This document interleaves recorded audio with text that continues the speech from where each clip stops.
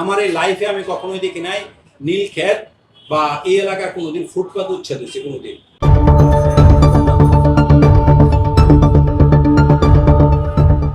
রাজধানী ঢাকার অন্যতম ব্যস্ত বাণিজ্যিক এলাকা নিউ মার্কেট। প্রতিদিন হাজারো মানুষ কেনাকাটা, শিক্ষা প্রতিষ্ঠান বা বিভিন্ন কাজে এলাকায় আসেন। তবে এখানে এলেই তাদের মুখোমুখি হতে হয় দীর্ঘ যানজট আর ভোগান্তির। এই যানজটের অন্যতম কারণ ফুটপাত দখল। নিউ মার্কেট এলাকার ফুটপাতের বড় অংশ দখল করে বসেছে হকার ও ভ্রাম্যমাণ দোকান।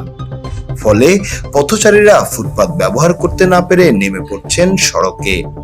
এতে যানবাহনের চলাচল আরো ধীর হয়ে পড়ছে।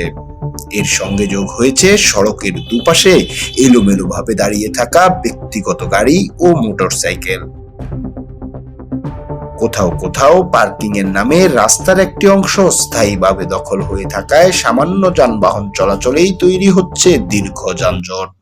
ফুটপাতের উপর এই যে যত রকমের ভ্যান বিভিন্ন রকমের জিনিস বিক্রি করছে, ফুটপাতের উপর ভেহিকেল উঠে যাচ্ছে, বিভিন্ন রকমের অবস্থা। এগুলো হলে মানুষ তখন অ্যাক্সিডেন্ট বাড়ছে কেন? মানুষ যখন ফুটপাতে না চলতে পেরে রাস্তা দিয়ে হাঁটছে, তখন দেখা যাচ্ছে বাস ট্রাক তার গতিতে যেতে পারছে না, তখন অ্যাক্সিডেন্টগুলো হচ্ছে। দোকানদারদেরকে বলা হয় যে একটু সরিয়ে দেন, এটা ওরা সরাইতে চায় না। আসলে এই চক্রদের ঢাকা শহর থেকে নির্মূল করা খুবই দরকার এবং এদের জন্য আলাদা কোনো জায়গা দেওয়া সরকারের উচিত আমি মনে করি। আইন শৃঙ্খলা রক্ষাকারী বাহিনীর সদস্যরা বলছেন, শুধু ট্রাফিক পুলিশের পক্ষেই এই সমস্যা সমাধান করা সম্ভব নয়। সর্দার মোহাম্মদ তরিকুল আলম জানান, বাংলাদেশ পুলিশের জনবল সংকটের পাশাপাশি স্থানীয় জনপ্রতিনিধি ও মার্কেট মালিকদের সমন্বয়হীনতার কথা, যা পরিস্থিতিকে আরো জটিল করে তুলছে। আপনাকে ওই রাস্তায় যদি 24 ঘন্টা আপনি লোক দিতে পারেন পাহারা দেওয়ার মতো, তাহলে এই জায়গায় ফুটপাত আর বসবে না। এই পরিমাণ ফোর্স কি আপনার সিটি কর্পোরেশন বা ডিএমপির কি আছে?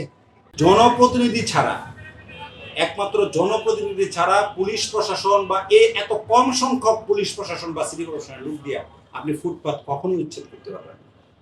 কারণ এগুলো কন্ট্রোল করে কে? এগুলো দেখা করে এগুলো যে লোকগুলো বসে, প্রত্যেকটা লোকই মনে করেন সে অন্য কোনো দল করুক আর না করুক, তাকে ওই দলের মিছিলে যেতে হবে, ওই দলের এতে যেতে হবে, মানে ওর কমান্ডে তারা চলে।